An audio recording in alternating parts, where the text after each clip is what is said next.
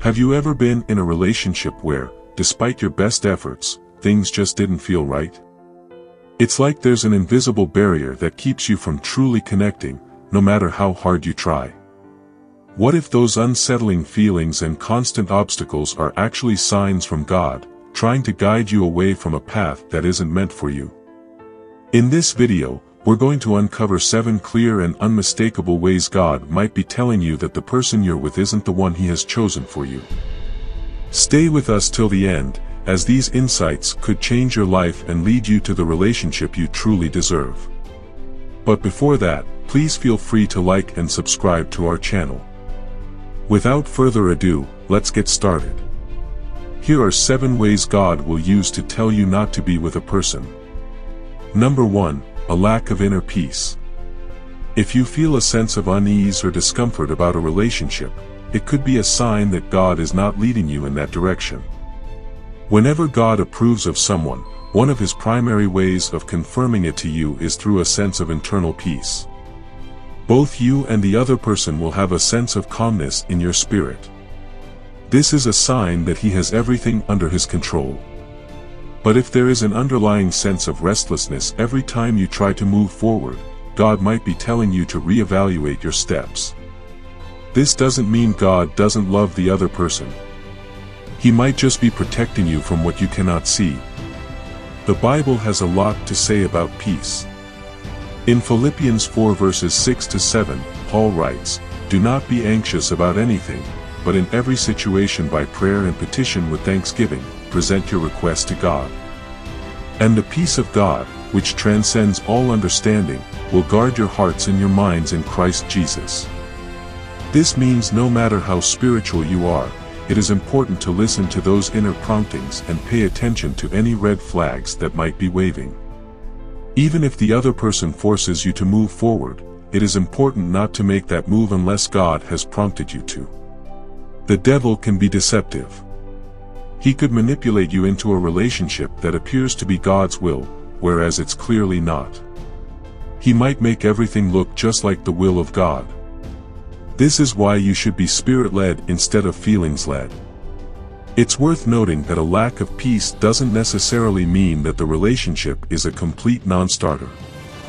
It could be that there are some issues that need to be addressed or that God is trying to convey a particular message to you. But if you're feeling a sense of unease that persists over time, it might be worth seeking counsel from the Spirit of God. Number 2. Resistance. When God doesn't want you to be with someone, He will sometimes give you signs by causing resistance in your relationship. Resistance can come in many shapes and forms, such as unexpected changes in plans, subtle disruptions, or better still, you might feel like you're moving forward with the relationship, but suddenly there's a delay or a setback that you can't explain. It's important to pay attention to these signs because they might be God's way of trying to get your attention. It doesn't mean that He's against you or that He's trying to make things difficult. Rather, He might be trying to lead you in a different direction. In most cases, it can be tempting to try to push through the resistance and make things happen on your own terms. But in every case, it's better to listen to what God is saying and follow His lead. This might mean taking a step back and reassessing where things are at, or it might mean being open to the possibility that God has something different in mind for you. We must not confuse these resistances with attacks from the devil, as they are entirely different. The resistance which comes from the devil is intended to bring confusion and delay, whereas the resistance which comes from God is to protect you and give you time to think again. If you feel God is asking you to hold on, never try to force your way or speed things up. It is better to be slow and sure than to be fast and fall. If God resists you from committing to someone, you should accept that and take it gracefully. Number 3. Red flags. If you are noticing red flags or warning signs in the relationship, such as disrespect, abuse, or other unhealthy behaviors, it could be a sign that God is not leading you to pursue a relationship with that person. In Ephesians 5 verse 25 it says, "Husbands, love your wives, just as Christ loved the church and gave Himself up for her." If the person you are interested in is not treating you with love, respect, and care, it may be a sign that God is not leading you to pursue a relationship with that person. The truth is, most times, we tend to trust our abilities rather than trusting God's abilities. We think we are powerful enough to change people after marriage. Changes aren't a guarantee. You can never be sure the person you are seeing red flags in will suddenly change after marriage. You can't change someone who isn't willing to change. Only God has the power to change someone. If before you were married, you can obviously see many signs that indicate that person will be worse, never make the mistake of thinking you will change them. If your partner has been a serial cheater before proposing to you, he must show evidence that he has changed. Don't make the mistake of thinking he'll change just because he is married to you. Marriage doesn't change people. It only reinforces what is already in existence. If both parties are on the wrong foundation, they should be prepared to continue to live with the results that come after. This doesn't mean we shouldn't give people a chance, but it means we should take precautions to know what we are walking into. Whoever you are getting married to must agree to be willing to let go of their bad behavior before you tie the knot. Otherwise, you might spend a great deal of your marriage praying for healing rather than enjoying the blessings of God. Jesus said a good tree cannot bear evil fruit. Neither can an evil tree bear good fruit. If he has been beating you before marriage, you should be prepared to continue to be treated in a similar manner. If you ignore the red flag saying love is blind, then indeed marriage will open your eyes. Number 4, you lose your identity. When it comes to relationships, the wrong kind can totally transform who you are in ways you never would have imagined. When a person falls into a relationship that is not meant to be, it may start subtly changing their entire being. An angel can become a devil, a spark of joy can become a raging fire, and coolness can become a boiling point. A relationship from God is one designed to bring out the best in you. It will give you the freedom to rediscover your true self and discover your mission and purpose on earth. But when a relationship begins to make you lose your original identity, that can be a clear sign that it doesn't come from God.